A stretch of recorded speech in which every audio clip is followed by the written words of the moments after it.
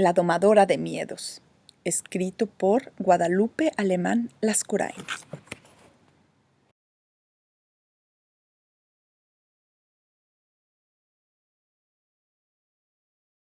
14. Lunes se escribe con L de Lucas. ¿Con qué se provocan miedos, Charlie, Memenso, Jovis y Pam asintieron moviendo la cabeza de arriba a abajo, con tal fuerza que estuvieron a punto de desnucarse. Hizo el doctor Lucas. El azote de los alienados se había dignado presentarse en el club a las 7 de la mañana, 2 horas antes de que llegaran los chipilines, equipado con algunos instrumentos de tortura específicamente diseñados, según él, para civilizar al mocoso más salvaje y transformar al berrinchudo irredento en un lord inglés. En su maletín había estetoscopios y abatelenguas, pero también periódicos, revistas, una calculadora científica, 2 cintas métricas y el famosísimo diccionario enciclopédico, todo lo que usted quiera saber acerca de todo.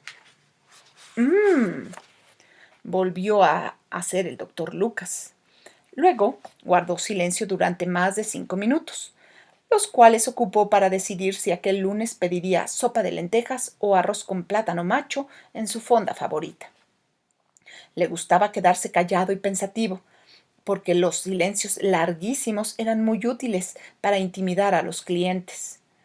No es que los chipicuates necesitaran ser intimidados, se veían más bobos e indefensos que una marmota recién nacida. Y, a decir verdad, este caso le daba flojera. Es la misma historia de siempre, pensó, haciendo una mueca de disgusto.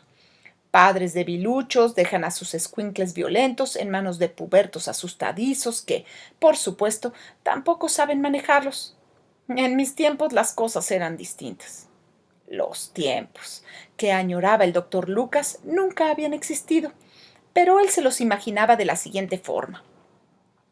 Mientras los adultos tomaban el té o jugaban ajedrez en una casa impecablemente limpia y decorada, los niños, es decir, unas larvas humanas indignas del menor respeto y consideración, crecían lejos de sus padres en construcciones fortificadas a prueba de ruido.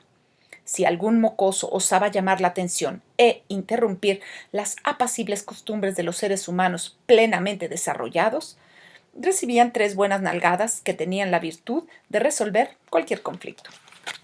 En opinión del doctor Lucas, todos los males de la humanidad, todos, entre ellos la deforestación, el cáncer, el calentamiento global, el tráfico, las guerras nucleares, etc., tenían una sola causa: la mala educación de los niños.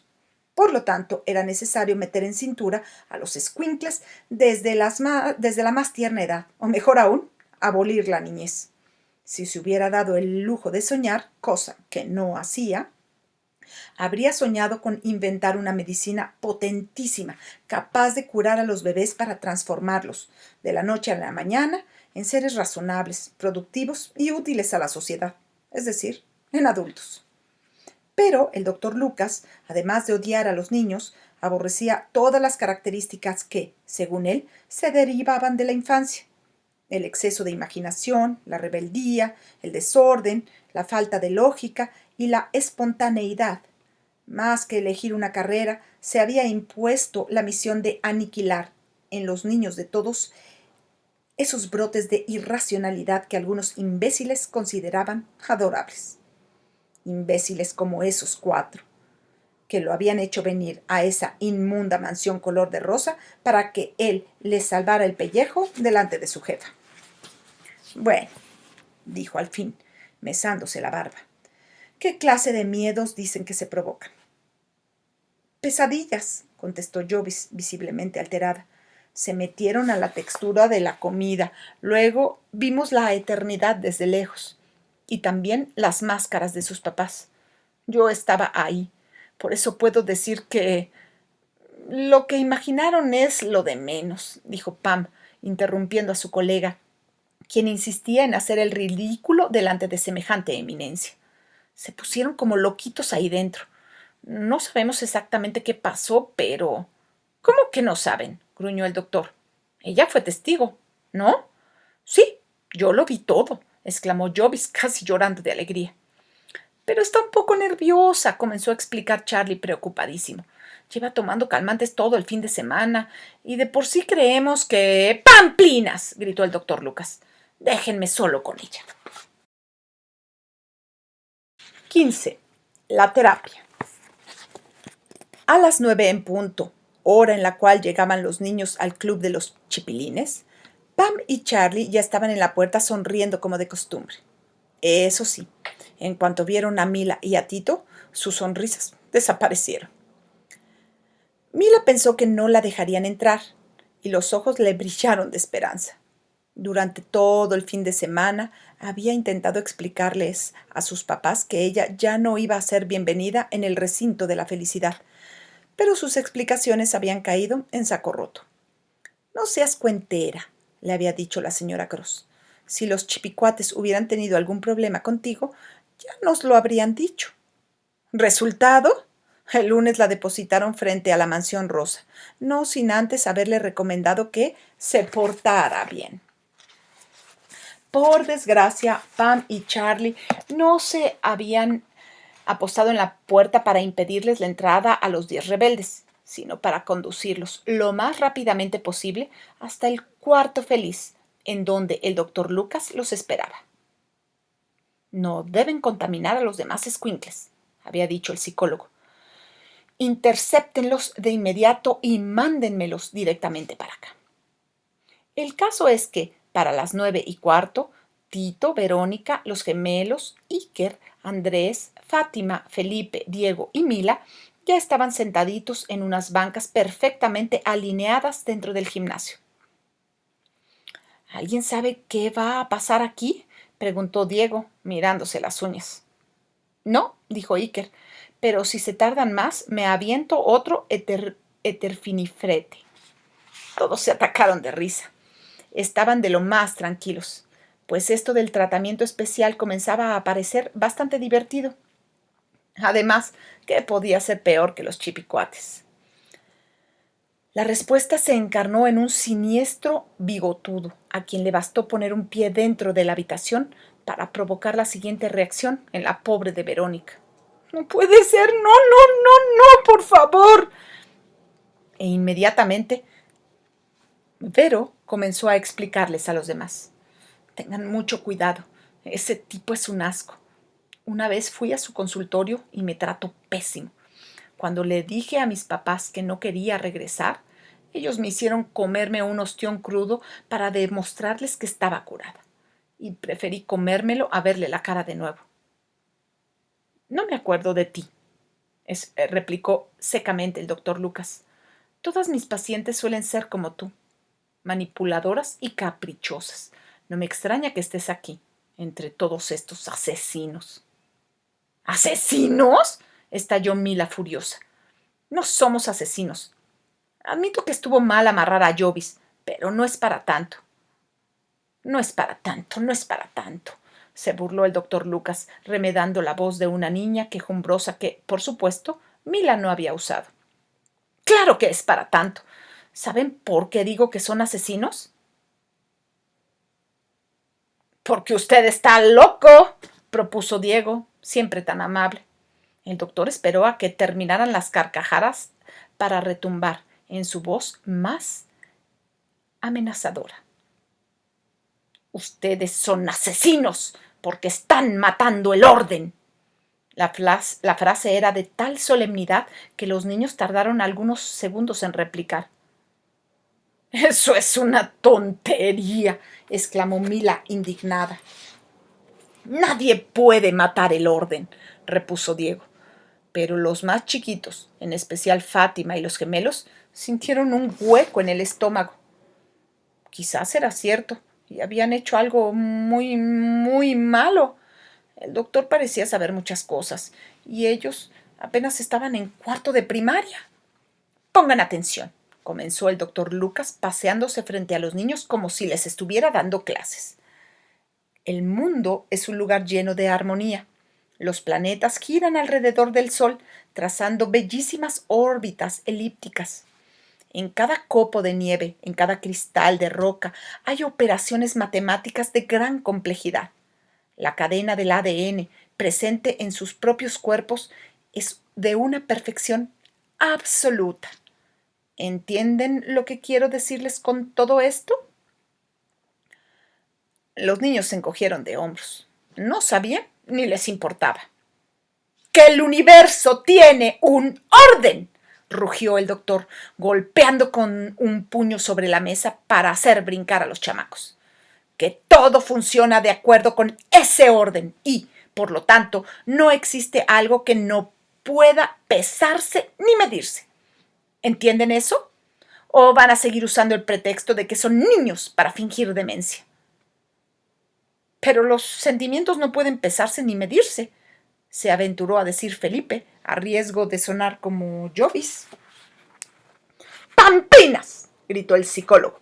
Esas son invenciones de la gente débil. Está bien, dijo Mila, algo preocupada de que el doctor se alterara más de la cuenta. El universo tiene un orden, pero ¿qué tiene que ver con nosotros? Mila esperaba otro grito, y, para su sorpresa, el doctor comenzó a sonreír. Su mueca era horrible. Además de mostrar 2 colmillos dorados, enseñaba casi toda la encía. ¡Ah!, dijo frotándose las manos. Al fin, una pregunta medianamente racional. No lo esperaba de ti. Tú eres Emilia, ¿verdad? Mila. Emilia. Si te pusieron Emilia, es para que te digan Emilia. Estuve platicando con Giovanna acerca de ti. Mi estimada Emilia, tú te has dedicado a sembrar el caos y la destrucción en el orden del universo. Por eso, y nada más por eso, mereces morir.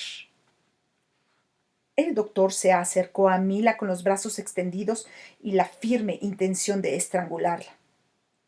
Por supuesto, Mila lanzó un grito de terror y salió corriendo hasta el otro extremo del gimnasio.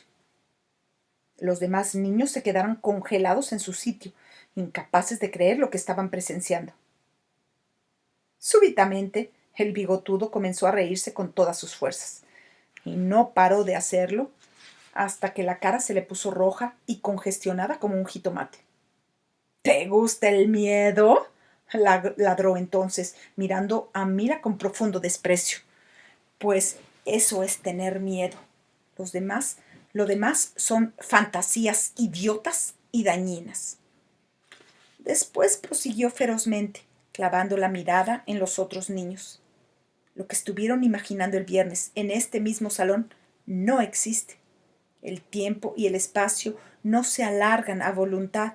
No hay montañas en la comida, ni dragones en la tierra de las macetas. Sus papás no son extraterrestres, sino seres humanos cuya única rareza consiste en querer tener hijos, que en lo personal me parece incomprensible. No hay nada horrible en el centro de cada uno de ustedes, excepto, por supuesto, una personalidad incompleta y egoísta.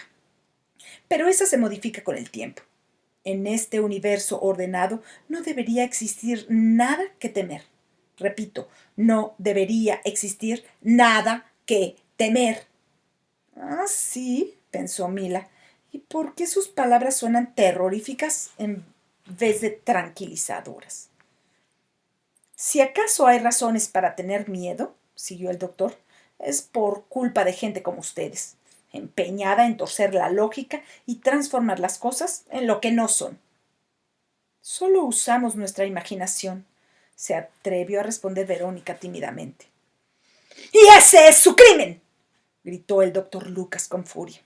El fantaseo irresponsable introduce el caos en el universo y pone en gran peligro el sagrado funcionamiento de la lógica. A ver, díganme, ¿es lógico tenerle miedo a una lombricita? Algunos negaron con la cabeza. ¿Y es lógico poner bombas en los aviones? ¡No!, exclamaron todos al mismo tiempo, extrañadísimos. Pues ahí lo tienen. La irracionalidad produce más irracionalidad. Los mocosos que, como ustedes, comienzan viendo pantanos en el yogur, terminan cometiendo actos terroristas. ¡Puf!, resoplaron Mila y Diego al mismo tiempo. El doctor Lucas caminó hacia ellos y acercó su nariz a 2 milímetros de la cara de Mila. No me crees, ¿verdad? No, dijo Mila, tragando saliva y haciendo un esfuerzo increíble para no dejarse sorprender. Otra vez por ese sus tonto. De cualquier modo voy a curarte. No estoy enfermo. ¿Eso crees? Oiga, déjela en paz, gruñó Diego. No voy a dejarle en paz, ni a ti tampoco, ni a ninguno de ustedes. No puedo permitir que sigan violando las leyes del orden nada más por divertirse. Y para que se les quiten las ganas de fantasear tantas estupideces, los voy a enfrentar ahora mismo a la fantasía más cruda de todas. Yo le llamo realidad. ¿Saben lo que significa terapia de choque? No, contestaron algunos. Qué bueno, síganme por acá. El doctor Lucas condujo a los niños a la exoficina de Pam, ahora transformada en una especie de cuartel general de la racionalidad. Ahí estaban la tele y el DVD que siempre utilizaban los chipicuates para premiar a los mocosos más lindos, es decir, los niños más manipulables, poniéndoles caricaturas llenas de abejitas trabajadoras y de conejos saltarines. Bienvenidos al miedo de verdad, dijo el doctor, y encendió el DVD. Lo primero que vieron los ex habitantes del cuarto feliz fue la imagen de un bebé desnutrido alrededor del cual volaba un enjambre de moscas. Su cara llorosa se desvaneció en la pantalla para mostrar tanques de guerra y luego un hongo atómico. A la explosión atómica le siguió una escena violentísima de jóvenes chinos masacrados durante una protesta. Y para rematar, apareció el rostro amarillento de un enfermo terminal. Después hubo cachorros de focas moribundos, ballenas fileteadas, selvas tropicales en llamas y cientos de escenas similares diseñadas para hacer llorar incluso al menos ecologista. Al cabo de media hora de vacuna, la mayoría de los niños habían dejado de luchar en silencio o de clavarse sus propias uñas en la piel, o incluso habían dejado de mirar hacia la puerta, en un débil intento de huir de aquel espectáculo. Estaban sentados e inmóviles, con los ojos vidriosos y la mente en blanco. Entonces, Lucas sonrió y se puso a hablar. Cada una de sus frases era espantosa, y si alguna de sus víctimas recién aletargadas perdía detalle, se daba el lujo de proyectar sobre la pantalla las cifras y fechas de su muy particular visión del apocalipsis.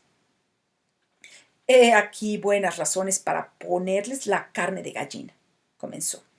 Cuando ustedes tengan hijos, no habrá suficiente energía eléctrica para todos, y casi toda la población mundial vivirá en tinieblas. Dentro de unos 15 años, todos los habitantes de esta ciudad tendremos que utilizar máscaras antigas para poder respirar. Cuando llegue el siglo XXII, tendremos que alimentarnos de cucarachas. ¡Qué delicia! ¿No, Verónica? Verónica asintió. Hacía varios minutos que había dejado de sentir miedo, porque en realidad había dejado de sentir cualquier otra cosa. Los dinosaurios murieron porque un cometa les cayó encima. Cualquier día de estos, un meteorito podría aplastarnos a todos. No somos eternos. Andrés e Iker pusieron cara de indiferencia. Habían perdido todo su instinto para el eterfinifrete. Los estudios más recientes en psicología demuestran que el amor de los padres hacia los hijos no es natural, sino aprendido.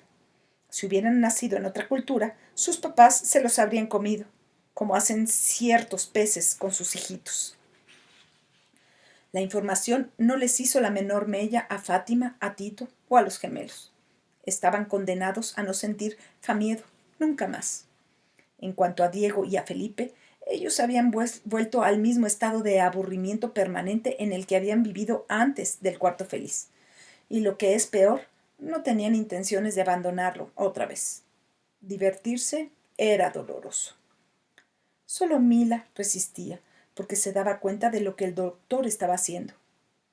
Aturdir a los niños hasta la insensibilidad con un cóctel explosivo de los peores miedos posibles. El mundo horror, horror al mundo, y el real, horror a la realidad.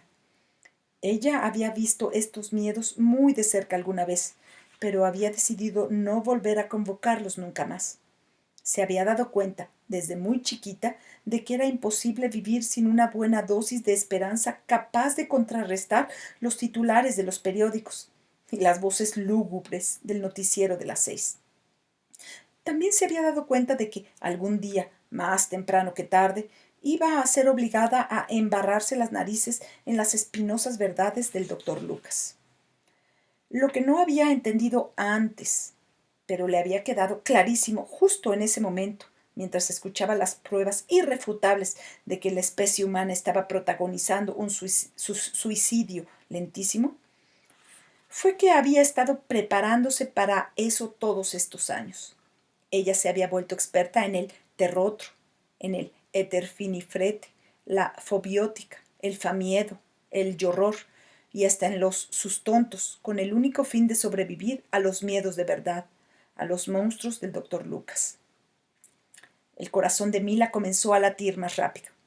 Por un lado quería sonreír, pues había dado con la clave de su extraño talento.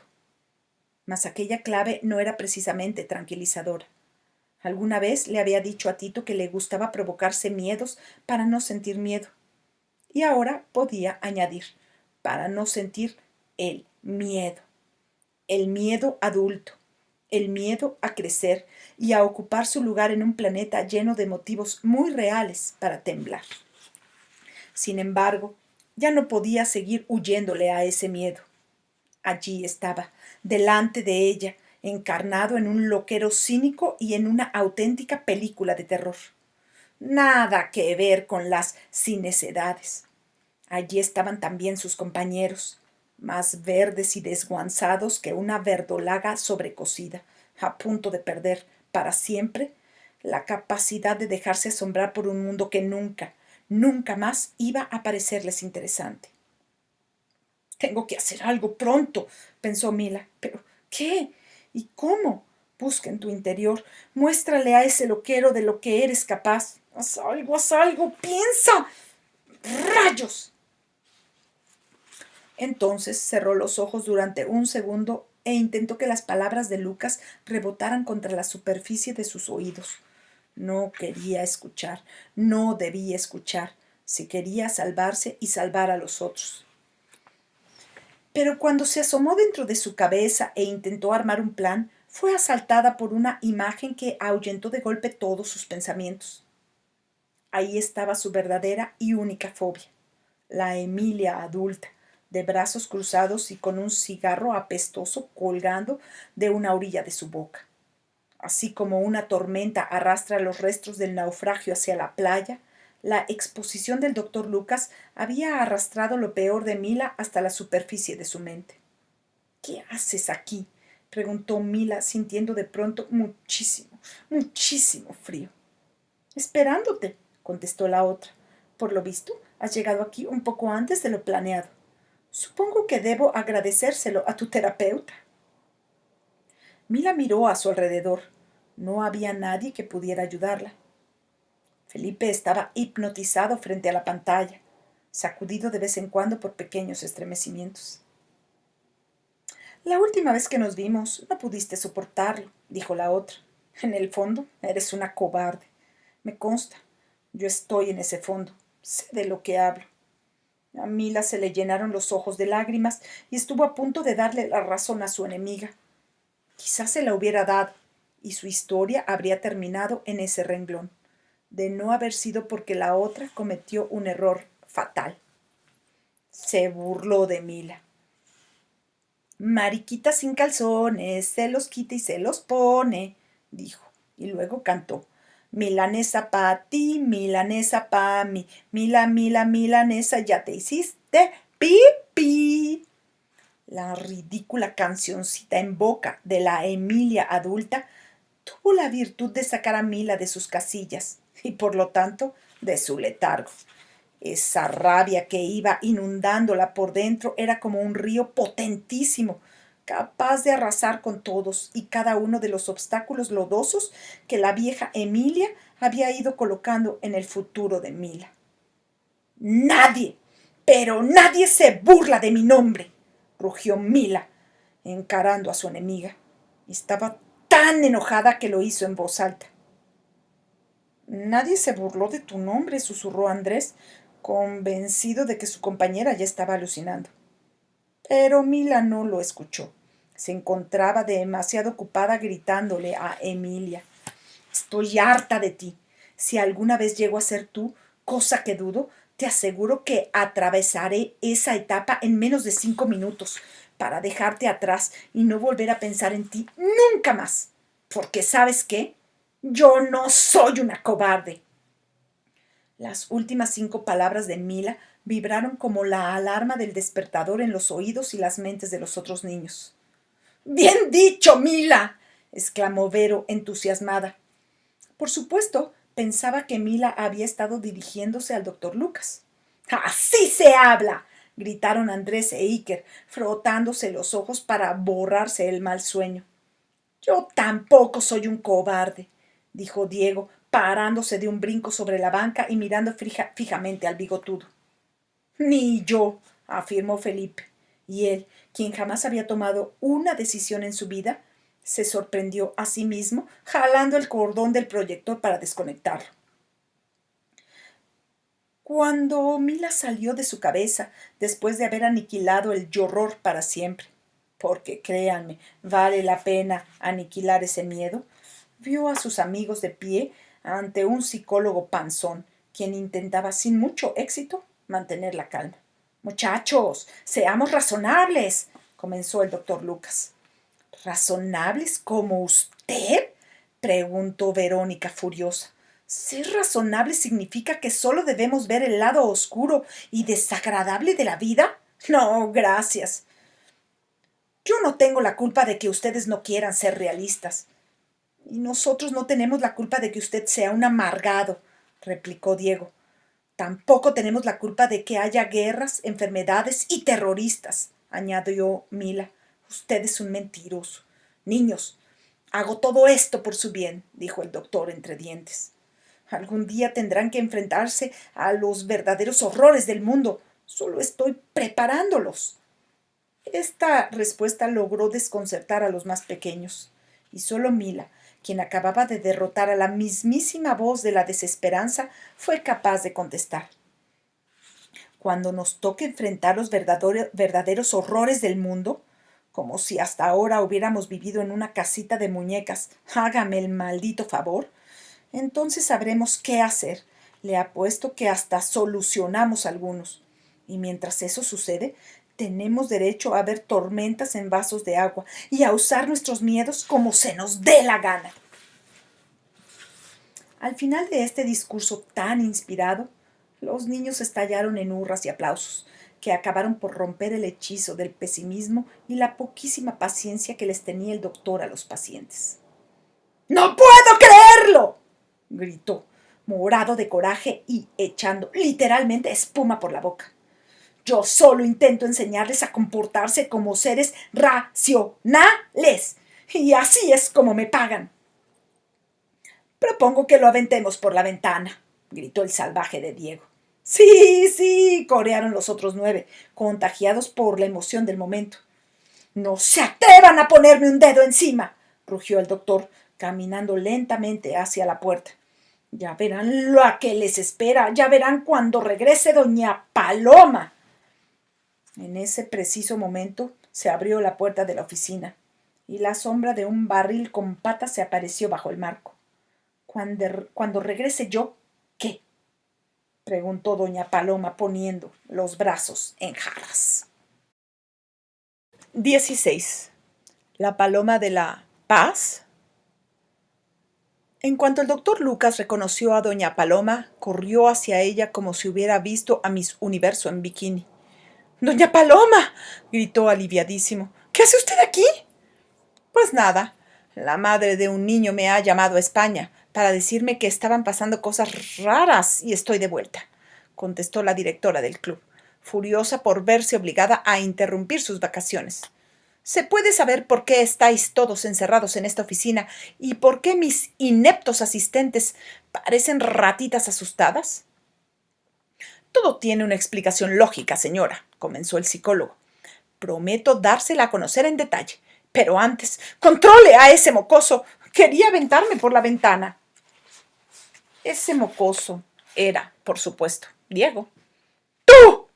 Escupió doña Paloma amenazante, dando grandes pasos hacia el acusado. Debí haber adivinado que eras el causante de este lío. Si no fuera porque tu madre nos donó el terreno y cada año da más aportaciones que todos los demás padres juntos, yo te habría puesto de patitas en la calle. ¿Me oyes? ¡En la calle! Mila quiso defender a Diego, pero era obvio que su amigo estaba disfrutando mucho la regañiza. ¡Y mírame cuando te hable! Siguió doña Paloma. ¡Mírame a los ojos! Diego obedeció, dispuesto a mostrarse firme y burlón. Sin embargo, cuando se encontró a 3 milímetros de distancia de aquel rostro grotesco, sintió cómo los pies y las manos le cosquilleaban de puro terror, cómo la lengua se le hacía como de piloncillo y cómo un sudor frío comenzaba a escurrirle por la espalda. Esa falda de cuadritos debajo de aquella blusa de lunares, ese cutis blanquecino y harinoso, esos párpados amoratados, esa enorme boca mal delimitada por unos labios gruesos, grasosos y colorados, como la pulpa del betabel, esas cejas casi triangulares y esos pelos color zanahoria que insistían en erizarse detrás de las orejas. Doña Paloma parecía. Sí, doña Paloma definitivamente era nada más y nada menos que ¡un payaso! Gritó Diego, aterrorizado. Herida hasta lo más profundo de su, no muy profunda, alma, doña Paloma caminó instintivamente hacia el doctor para defenderse de los niños. ¡Mire nada más que frescos!, se quejó con el terapeuta, señalando a los 10 chipilines con una uña puntiaguda y anaranjada. Yo venía dispuesta a pedirle que no interviniera más, pero después de esto usted tiene todo mi permiso y apoyo para domesticarlos. No me importa qué método utilice. Atragántelos de sedantes o hágales la lobotomía, pero déjelos controlados. ¿Vale? El doctor Lucas no escuchó una sola palabra, pues estaba concentrado en vencer su repugnancia. El mocoso tenía razón. Doña Paloma era un payaso. Solo le faltaba usar nariz de goma y hacer malabarismos en los semáforos o en cualquier circo. Por lo demás, hasta las nalgas de globo tenía. Y esa voz como rallador de queso, esa voz chillona y exagerada. Casi sin darse cuenta, el doctor dio 2 pasos hacia atrás. ¿A dónde va?, preguntó doña Paloma acercándose a él. ¿Qué no ve que le estoy hablando? Lucas cerró los ojos y retrocedió un poco más, extendiendo los brazos para mantener al payaso a distancia. Óigame, pero ¿cuál es su problema?, exclamó la señora avanzando hacia él. ¿Está usted bien? Lo veo paliducho. Acosado por doña Paloma, el doctor Lucas fue echándose en reversa hasta quedar acorralado contra la ventana. Ahí, la señora, que ya estaba echando humo por las orejas, agarró al terapeuta de la corbata y le gritó en la cara. ¿Está usted loco? ¿Se puede saber qué le pasa? Déjeme en paz, chilló el doctor tapándose la cara con las manos. ¿No lo entiende? Odio a los payasos, odio a los payasos. Yo no quise venir a esta fiesta. Quiero que venga mi mamá por mí. Mamá, mamá, contrólese, gritó ella. Ahora bien, doña Paloma solo tenía miedo al ridículo, y vaya que estaba haciéndolo. Los 10 escuincles se ahogaban de la risa. Tenía que terminar con este lamentable espectáculo cuanto antes. Y porque estaba más furibunda que un jabalí en ayunas, le plantó una tremenda cachetadota al histérico bigotudo. Claro que ese contacto físico rompió la frágil cuerda floja sobre la cual se balanceaba la cordura del doctor Lucas. Esa cosa lo había tocado, le había puesto la mano encima. ¿Cómo vivir en paz después de eso? ¿Cómo permanecer un segundo más en ese cuarto, respirando el mismo aire que un payaso? Era imposible, así que lanzó un grito ahogado, soltó 3 carcajadas inexplicables, cantó la primera estrofa de Ahí vienen los payasos y se aventó por la ventana. Solo Diego corrió a asomarse para ver qué había pasado. Los demás niños se quedaron inmóviles y boquiabiertos, en medio de un silencio pesadísimo que solo se rompió 5 minutos después, cuando Mila se animó a comentar. Lástima, iban tan bien sus lecciones de lógica, orden y racionalidad. Epílogo.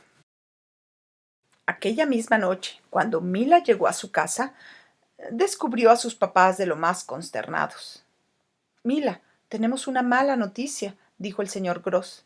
En la torre, pensó Mila, ya se enteraron de todo.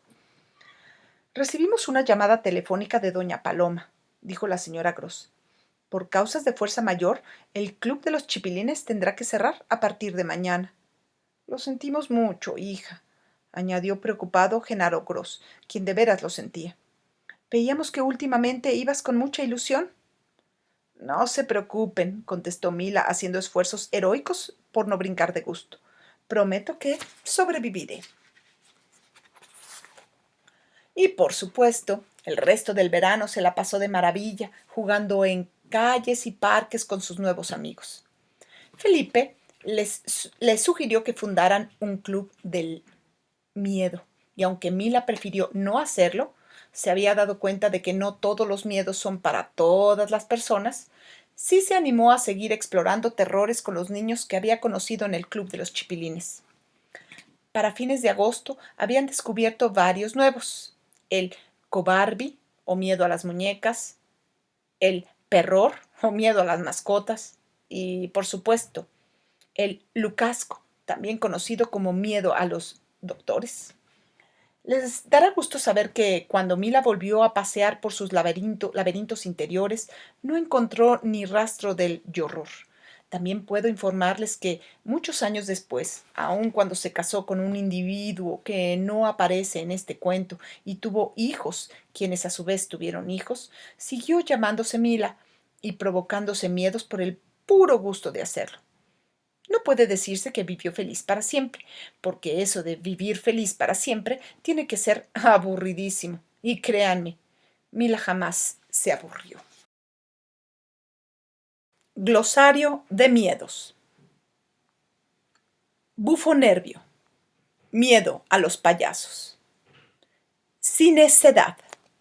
Miedo a las películas de terror o a los típicos monstruos como Drácula, Frankenstein, La Llorona, etc. Cobarbi. Miedo a las muñecas. Eterfinifrete, miedo a la eternidad y estar solo. Famiedo, miedo a la propia familia. Fobiótica, miedo a la vida, especialmente a los bichos. Horreal, horror a la realidad. Lucasco, miedo a los doctores. Mundorror, horror al mundo. Perror, miedo a las mascotas. Sustonto, miedo a algo concreto e inmediato. Terrotro, miedo a lo otro y a lo desconocido. Yorror, miedo a uno mismo.